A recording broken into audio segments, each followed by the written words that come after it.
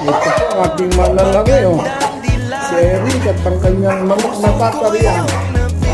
Ito po sa mga taga-mabuhay, ha. Pag ito nanalo, sigurado mura ang baboy bukas. Boss Ryan. Mura ang baboy bukas, yan. Yung Boss Ryan ko.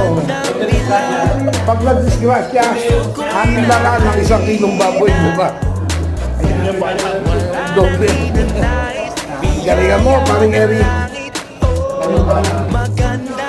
Ito po ang aming prinsesa. Ang prinsesa ng Cabuyao Coliseum.